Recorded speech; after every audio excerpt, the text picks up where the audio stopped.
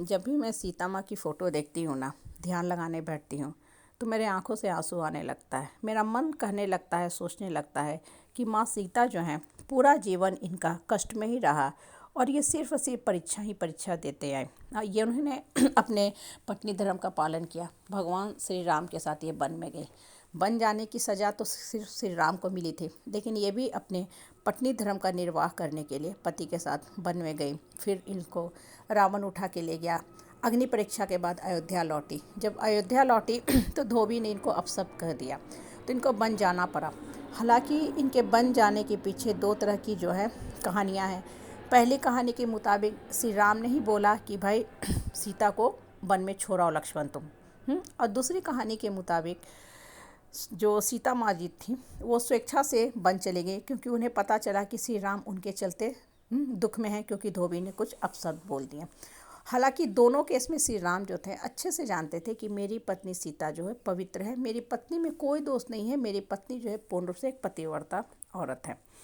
अच्छी बात है, अच्छी बात है। अब यहाँ पे जब माँ सीता बन जा रही थी या बन चली गई, वो भी तब जब वो गर्भवती थी, तो श्री राम को भी चाहिए था कि माँ सीता के साथ वन में चले जाते, कुटिया से शासन करते। क्योंकि किसी भी इंसान का जो रोल होता है ना, उसको मल्टीपल ड्यूटी परफॉर्म करना पड़ता है। एज ए बेटा बन के, एज ए भाई बन के, एज ए बाप बन के, एज ए पति बन के और एज ए शासक बन के। तो जब आप भी कुटिया में चले जाते हैं, वहाँ से शासन कर सकते थे, तो उससे कई फ़ायदे भी होते हैं। उससे होता क्या कि पहली बात कि आप अपनी पत्नी का साथ दिए। समाज में आज के टाइम में देखो, हम लोग डीप फेक वीडियो की बात सुनते हैं। वो डीप फेक वीडियो क्या है? गलत ढंग से बनाया रहता है और किसी के चरित्र का पोस्टमार्टम कर दिया जाता है। तो बहुत बार कुछ शक्की इंसान लोग होते हैं जो अपनी बहू, बहन, बेटी, पत्नी पे दोषारोपण करते हैं कि नहीं तुम ही गलत हो, तुम ही गलत हो। हालांकि वो लड़की जो है बहू है, बहन है, बेटी है, हाँ वाइफ है, किसी भी फॉर्म में वो शरीफ है, सज्जन है, उसके तस्वीरों का गलत ढंग से इस्तेमाल किया गया, वैसे ही जैसे माँ सीता पे गलत दोषारोपण कर दिया गया। तो ऐसे समय में परिवार का ज़रूरत पड़ता है। श्री राम को भी चाहिए था कि नहीं, मेरी पत्नी जो है पूर्ण रूप से पतिव्रता है, हम अपने पत्नी के साथ खड़े हैं, लेकिन जो दोषी होगा उसको हम सज़ा भी देंगे। हम कुटिया में रहकर राज का काम धाम देखेंगे और जो गलत करेगा, अधर्म करेगा, उसको हम सज़ा देंगे। जैसे रावण को मैंने सज़ा दिया, उसी तरह अगर कोई औरत गलत करती है या कोई मर्द गलत करता है, धर्म के खिलाफ जाता है या अपने कर्म से विमुख होता है, तो उस केस में सज़ा मिलेगी ही मिलेगी। मेरी पत्नी सही है, सत्य के रास्ते पे है, इसलिए मैं अपने पति धर्म का भी निर्वाह करूँगा, क्योंकि कुछ दिन में मैं बाप भी बनने वाला हूँ।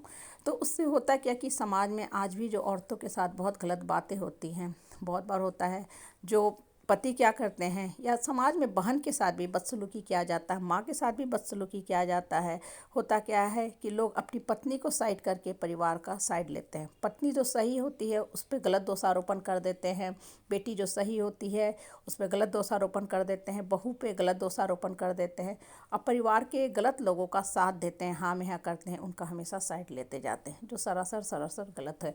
कोई भी इंसान, जब आपको पता है सत्य क्या है, तो सत्य के साथ खड़े होना चाहिए, तभी सत्य की विजयी होती है, जीत होती है। नहीं तो होता क्या है कि सत्य जो होता है ना, कुंठा में चला जाता है। जो इंसान सत्य के रास्ते पे बढ़ना चाहता है, उसको लगता है कि क्या फ़ायदा, हम सत्य के रास्ते पे क्यों चले जब मेरा परिवार ही मेरे खिलाफ है। होता है कि नहीं? अगर आज के टाइम में भी बहुत से ऐसे परिवार हैं जहाँ पति को पता होता है कि मेरी पत्नी बहुत ही ईमानदार है, जीवन का सारा काम कर रही है, लेकिन फिर भी उन लोगों को अपनी पत्नियों को दबाना होता है, या माँ बाप भी होते हैं अपनी बेटी को दबाना चाहते हैं। क्यों? क्योंकि वो बेटी से पीछा छुटाना चाहते हैं, उनको अपनी बेटी की रिस्पॉन्सिबिलिटी उठाने की कोई इच्छा नहीं है।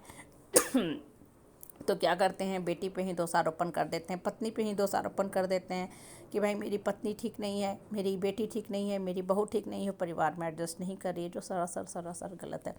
मुसीबत के समय जो आपके साथ खड़ा हो वही आपका अपना है, वही आपका परिवार है।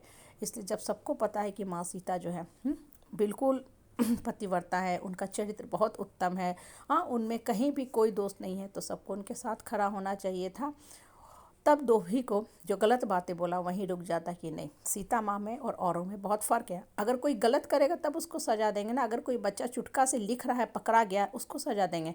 किसी बच्चे ने दूसरे के पास चुटका फेंक दिया और चुटका उस बच्चे के पास पड़ा हुआ, तो निर्दोष बच्चे को तो सज़ा नहीं देंगे ना। कहने का मतलब है सत्य की बात जो है उसको सुनो, ध्यान मग्न हो, फिर निर्णय लो।